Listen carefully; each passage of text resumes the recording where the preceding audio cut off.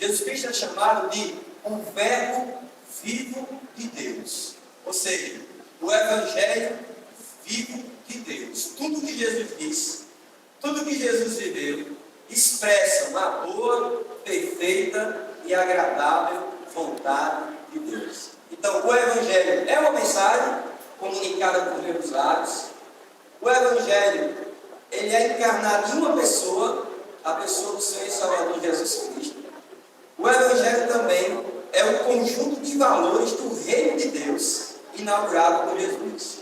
O maior dos valores do Evangelho é o amor, que implica em compaixão, misericórdia, bondade, mas também em justiça, obediência e verdade. Então, quando alguém se afirma evangélico, nos termos bíblicos, não nos termos políticos, sociais, mas nos termos bíblicos, essa pessoa é alguém que traz dentro de si valores que regram, que regulamentam, que limitam, que exortam todos os aspectos da vida. Crer no Evangelho, crer numa mensagem, crer no mensageiro do Senhor Jesus Cristo e é viver conforme os valores deste mensageiro que é o Deus encarnado. Então a mensagem, a pessoa e os valores do reino de Deus, inaugurado por Jesus, isso é sim o que compõe o Evangelho e o que define a identidade do cristão. Pastor, e o que é identidade? Identidade é aquilo que diz o que somos. É aquilo que define nossos pensamentos, nossos sentimentos e nossas ações diante de Deus e do mundo. A nossa identidade é um conjunto de características próprias e de uma pessoa ou de um grupo. Quando alguém se identifica como cristão, significa que ele afirma os valores de Jesus, que ele está conectado a Jesus Cristo, que segue Jesus Cristo, que adora Jesus Cristo, que imita Jesus Cristo e que vive conforme os ensinamentos de Jesus. Ou seja, o Evangelho é um cristão é um discípulo de Jesus Cristo. Quem é um evangélico bíblico aqui? Quem é? Quem tem essa plena convicção? Rapaz, só Arthur levantou a mão bem timidamente. Assim, depois, Daniel, não vale não. Daniel aproveitou depois. Então, o evangélico é alguém que traz dentro de si esses valores.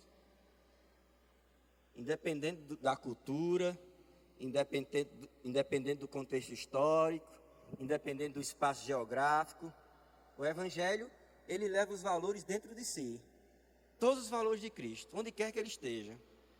Dentro de sua casa, às quatro portas, dentro do seu ambiente de trabalho, em sua sala de aula, em sua rua, na sua cidade, nas redes sociais, no seu país. Então, o evangélico é aquele que sim, que representa Jesus Cristo em todos os seus atos. Eu comecei dizendo que o apóstolo Paulo é um exemplo de alguém verdadeiramente movido pela graça e de alguém que tinha os valores de Jesus dentro de si. Paulo pensou e agiu conforme o modelo Jesus Cristo. A convicção e a dependência da graça de Deus fez de Paulo um dos maiores homens que pisou nesta terra. Por sua identificação com Cristo e pela missão recebida, Paulo padeceu necessidades como fome, frio, perseguição, naufrágio, foi surrado, foi maltratado pelos romanos, pelos judeus. No entanto, Paulo em nenhum momento negou os valores e nem a sua fé na pessoa de Jesus Cristo. O Evangelho de Cristo era a causa pela qual Paulo vivia e também pela qual morreu. E como cristãos, o Evangelho deve nos definir, o Evangelho deve nos motivar, o Evangelho deve nos satisfazer. O Evangelho de Jesus Cristo é implacável na transformação de cada área de nosso coração. O Evangelho penetra em todo o nosso ser, é a única fonte de santificação. Procure em qualquer outra área, na filosofia, na ciência, em qualquer outra área de conhecimento humano, você vai encontrar apenas moralidade, autocorreção e, na pior das hipóteses, você vai encontrar idolatria. Porque somente o Evangelho é a fonte pura que produz mudança de pensamento, mudança de vida. Somente o Evangelho. Somente o Evangelho. Foi a nossa introdução. Agora abra sua Bíblia lá para Atos capítulo 2, capítulo 21, do versículo 1 ao 14. Atos capítulo 21, do verso 1 ao 14.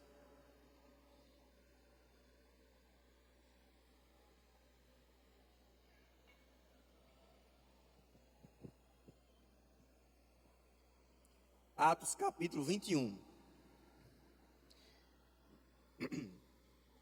Depois de nos apartarmos, fizemos-nos à vela e, correndo em direitura, chegamos a Cós. No dia seguinte, a Rodes, e dali a Pátara. Achando o navio que ia para a Fenícia, embarcamos nele, seguindo viagem. Quando Chipre já estava à vista, deixando à esquerda, navegamos para a Síria e chegamos a Tiro, pois o navio devia ser descarregado ali. Encontrando os discípulos, permanecemos lá durante 7 dias. E eles, movidos pelo Espírito, recomendavam a Paulo que não fosse a Jerusalém. Passados aqueles dias, tendo-nos retirado, prosseguimos viagem, acompanhados por todos, cada um com sua mulher e filhos, até fora da cidade. Ajoelhados na praia, oramos. E despedindo-nos uns aos outros, então embarcamos e eles voltaram para casa. Quanto a nós, concluindo a viagem de Tiro, chegamos a Ptolemaida, onde saudamos os irmãos, passando um dia com eles. No dia seguinte, partimos e fomos para Cesareia. E entrando na casa de Filipe, o evangelista, que era um dos 7, ficamos com ele. Tinha este 4 filhas donzelas que profetizavam. Demorando-nos ali alguns dias, desceu da Judéia um profeta chamado Ágabo. E vindo ter conosco, tomando o cinto de Paulo, ligando com ele os próprios pés e mãos, declarou: isto diz o Espírito Santo. Assim os judeus em Jerusalém farão ao dono deste cinto e o entregarão nas mãos dos gentios. Quando ouvimos estas palavras, tanto nós como os daquele lugar, rogamos a Paulo que não subisse a Jerusalém. Então ele respondeu: que fazeis chorando e quebrantando-me o coração? Pois estou pronto não só para ser preso, mas até para morrer em Jerusalém pelo nome do Senhor Jesus. Como, porém, não o persuadimos, conformados, dissemos: faça-se a vontade do Senhor. O que o Evangelho faz na vida de um homem? Paulo, um perseguidor da igreja, religioso, farisaico, tinha sangue nos olhos, Paulo. Um homem que era movido pelo ódio, pela ira, pelo sectarismo. Paulo tem esse encontro com Jesus. Jesus diz a Paulo que iria ensinar a ele o quanto importava que ele sofresse pelo nome de Cristo. Paulo realmente foi esfaqueado pelo Evangelho, o coração de Paulo foi transformado. E quando você vê as viagens missionárias de Paulo, esse texto que nós lemos faz parte da 3ª viagem missionária de Paulo. Quando você observa as viagens missionárias de Paulo, o homem que lançou a semente do Evangelho em todo o mundo antigo, por terra, por mar, sendo rejeitado em alguns lugares, sendo melhor aceito em outros lugares, sendo perseguido por judeus, sendo maltratados por gentios, Paulo não desistiu. Porque esse Evangelho poderoso transforma a vida de qualquer pecador que rende sua alma e dedica toda a sua fé a Ele. E Paulo sabia disso. Paulo diz: olha, eu não me envergonho do Evangelho, porque é o poder de Deus para a salvação de todo aquele que crê. Paulo entendia, e porque ele já tinha experimentado, que o Evangelho é o poder de Deus. O Evangelho transforma, entra na mente, quebranta o coração, dobra os joelhos, faz com que a nossa disposição seja de obedecer. O Evangelho definiu o caráter de Paulo, e o Evangelho ainda hoje tem poder para moldar o caráter de todo aquele que nele crê. O Evangelho nos define. É o poder que suscita o novo nascimento, a novidade de vida em comunhão com Deus, com os irmãos, e também o Evangelho produz dentro de nós o amor do alto, o amor que é gerado pelo próprio Espírito Santo. Lá em Romanos 5,5 diz que o amor de Deus é derramado em nosso coração pelo Espírito Santo que nos foi outorgado. Então entenda, meus irmãos, quando nós nos identificamos como crentes, como cristãos, como evangélicos, esse nome, ele traz muitas responsabilidades sobre nós. Porque esse nome nos define. Então, quando alguém é chamado de cristão, quando alguém é chamado de evangélico, quando alguém é chamado de um crente, as pessoas criam expectativas sobre o comportamento, as ideias daquela pessoa. O mundo pensa, então, se ele é um cristão, ele não apoia aborto, ele não apoia a legalização de drogas, ele não apoia a questão do casamento homossexual. A pessoa é livre, mas como evangélico eu não tenho nenhuma autoridade de Deus para dizer é lícito, diante de Deus é lícito. Não, diante de Deus é pecado. O evangélico traz esses valores. Um detalhe, casamento. Um detalhe, como se casamento fosse um detalhe. Mas uma área significativa da vida, casamento. Aí quando alguém crente diz assim, não, eu vou juntar os panos aqui com essa pessoa. Se der certo a gente continua. Se não der, cada um vai para o seu canto, vai ver sua vida. Não, peraí, tá errado. Você é um crente, é um cristão? Sou. Não, filho, os valores de Cristo. O ensino de Cristo diz o seguinte, aquilo que Deus uniu, que não separe o homem. De maneira nenhuma. Um filho que não honra o pai ou a mãe.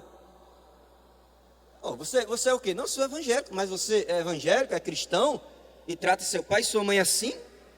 Porque os valores do evangelho diz que os pais devem ser o quê? Honrados. Não, sou cristão, mas eu tenho o meu jeitinho brasileiro, corrupto, de conquistar algumas coisas na vida.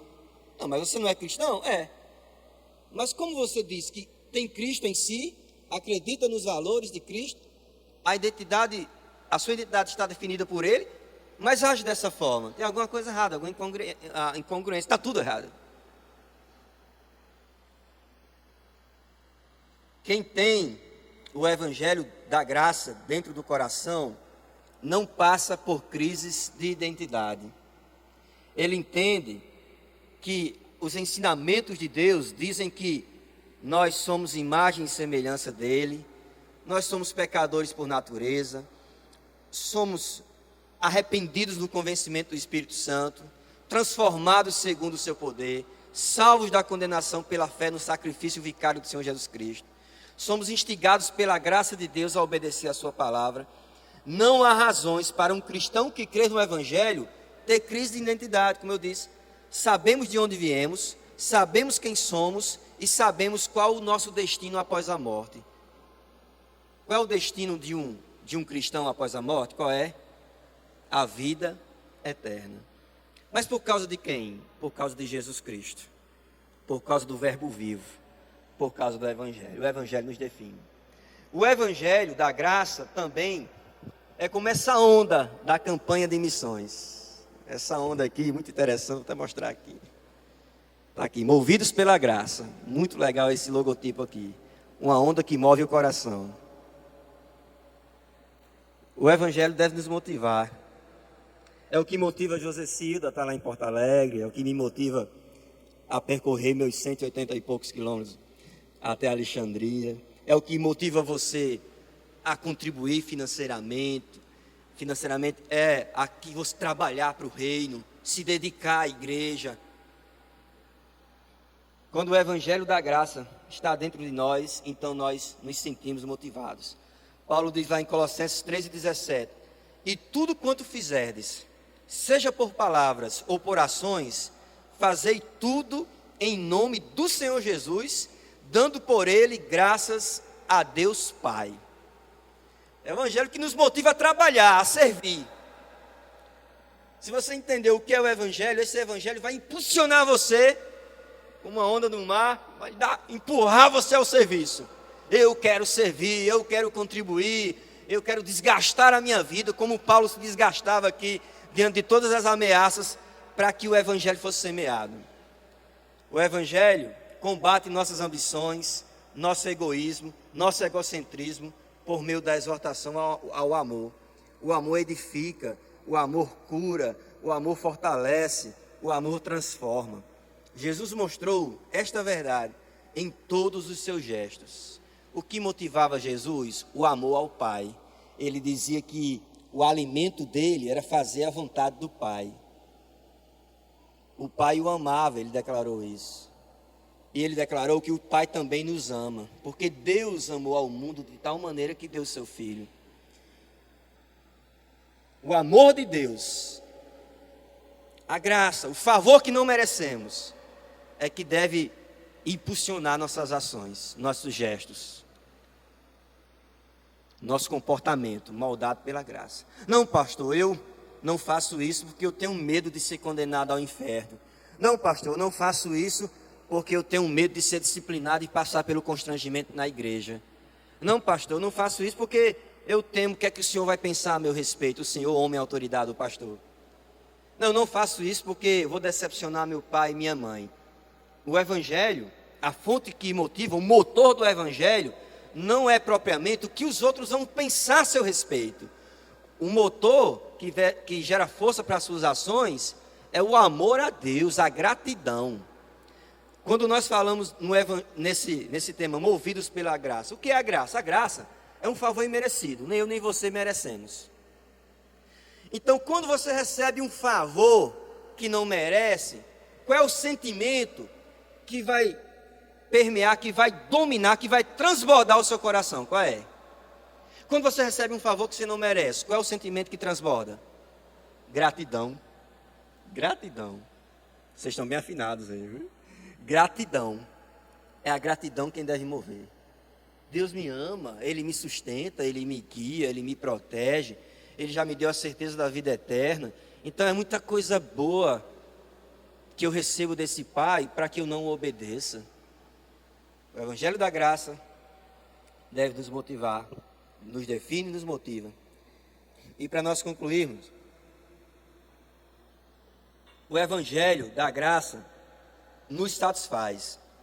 Lá em 2 Pedro 1:3 e 4 diz assim: graça e paz, Pedro falando, graça e paz vos sejam multiplicadas no pleno conhecimento de Deus e de Jesus nosso Senhor, visto como pelo seu divino poder nos têm sido doadas todas as coisas que conduzem à vida e à piedade, pelo conhecimento completo daquele que nos chamou para a sua própria glória e virtude, pelas quais nos têm sido doadas as suas preciosas e muito grandes promessas, para que por elas vos torneis coparticipantes da natureza divina, livrando-vos da corrupção das paixões que há no mundo. Pedro diz que nós temos recebido do Senhor todas as coisas que conduzem à vida e à piedade. Nós temos recebido de Deus tudo que é necessário para ter uma vida santa diante dele. Nós temos a Bíblia, a palavra inspirada, nós temos o Espírito Santo que está dentro de nós, nós temos a comunhão dos santos, nós temos tudo o que precisamos para vivermos bem nesse mundo mau.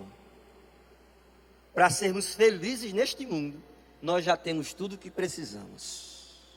Porque a felicidade de um cristão não depende do quanto ele tem na conta bancária, da marca da roupa que ele veste, ou do bairro onde ele mora, ou do diploma que ele tem. A felicidade do cristão depende da fé e do desfrute da graça de Deus. Quando as pessoas entendem isso, elas vivem melhor. O coração transborda de satisfação. Jesus afirmou lá em João 4, 13 e 14, conversando com a mulher samaritana, ele disse assim: quem beber desta água, tornará a ter sede. Aquele, porém, que beber da água que eu lhe der, nunca mais terá sede. Pelo contrário, a água que eu lhe der será nele uma fonte a jorrar para a vida eterna. Lá em João 7, 37 e 38, ele disse assim: no último dia, o grande dia da festa, levantou-se Jesus e exclamou: se alguém tem sede, venha a mim e beba. Quem crê em mim, como diz a Escritura, do seu interior fluirão rios de água viva. O que é um rio de água viva? O que é fluir? É satisfação. Você já passou por aqueles momentos que você está morrendo de sede e você bebe aquela água, chega derrama, molha a roupa. Já teve essa experiência já? Ou aquele calor, começo de Mossoró, e você vai tomar banho, refresca. Ei, já está bom, olha o preço. É porque é tão bom a satisfação. A graça de Deus nos satisfaz, sacia a nossa sede dele mesmo, porque todo homem tem dentro de si essa sede de Deus. Aí ao invés de beber a água da vida, a turma vai beber o quê? A cachaça da filosofia, o conhaque da política. Mas não satisfaz. O que satisfaz é a água da vida, Jesus Cristo, o Filho de Deus. Amém? É Cristo que nos satisfaz. É Ele, somente Ele que nos satisfaz. Então, quando nós pensamos essa reflexão aqui, baseado no texto que eu li, os irmãos entendem porque Paulo disse: olha, eu estou pronto não só para morrer, não só para ser preso, eu estou pronto até para morrer pelo nome do Senhor Jesus Cristo. Quando os irmãos veem nesse texto que eu li, não expus cada detalhe, porque não era a minha intenção, mas quando os irmãos veem aqui, ele viajando pelos barcos, enfrentando tempestades, quando você vê ele pegando barcos de carga, né, e para no lugar, e desce, e fica com os irmãos daquela cidade, depois vai para outra cidade, e fica com aqueles irmãos da cidade, e vai viajando, arriscando sua própria vida ali, sofrendo necessidades. Aí você pergunta: meu Deus, o que movia Paulo? Era a graça de Deus, era o amor que ele tinha pelo Senhor Jesus Cristo. Então, quando nessa situação aqui, que o profeta Ágabo chega a Paulo e diz assim: olha, este cinto aqui, que eu amarro meus pés e mãos, vai acontecer com o dono desse cinto, lá em Jerusalém, o que eu estou prevendo aqui. Ele vai ser manietado, ele vai ser amarrado, ele vai ser preso. E o interessante é que os irmãos dizem: Paulo, não faça isso, não vá, Paulo. E Paulo, o texto diz que Paulo afirmou que ficou triste. Paulo disse: por que vocês não estivessem no coração dizendo isso? Eu não tenho medo de ser preso, eu estou pronto para morrer pelo nome do Senhor Jesus Cristo. Eu estou pronto. O Evangelho motivava, definia, o Evangelho era a satisfação da vida. A minha oração hoje, por você que nos escuta, por mim também, é que este Evangelho continue nos definindo.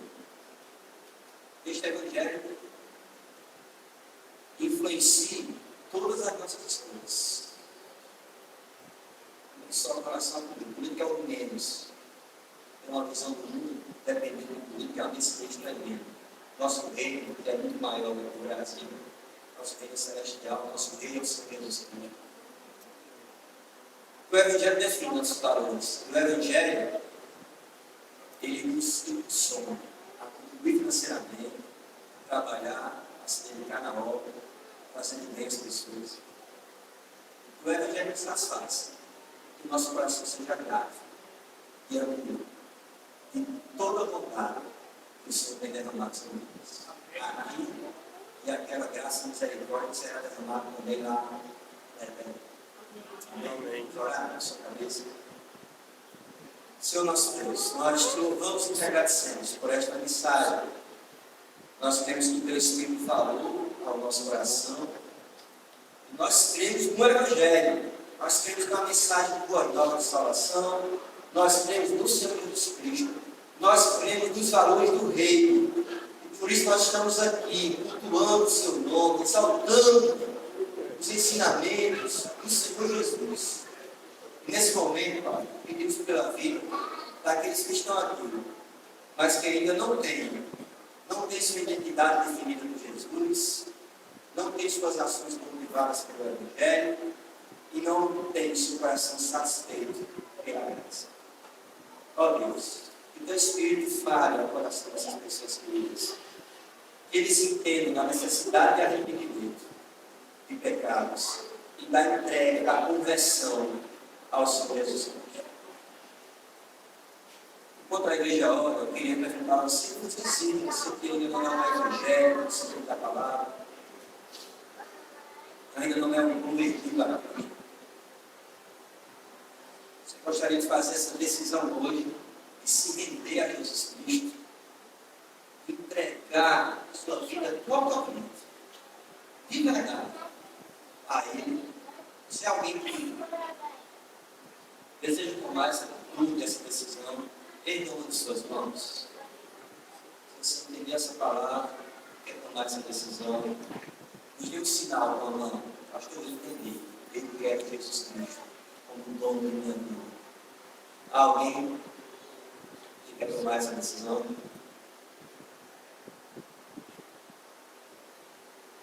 Senhor Jesus, nós lançamos a semente e nós cremos que essa palavra ela vai produzir efeitos. Amém. Pedimos que o Senhor continue falando conosco e com essas pessoas que não fizeram decisão. Nós pedimos que o Senhor governe nossas vidas. Continuamente, em todos os momentos. Agradecemos por essa mensagem. Em nome de Jesus Cristo. Amém. Amém.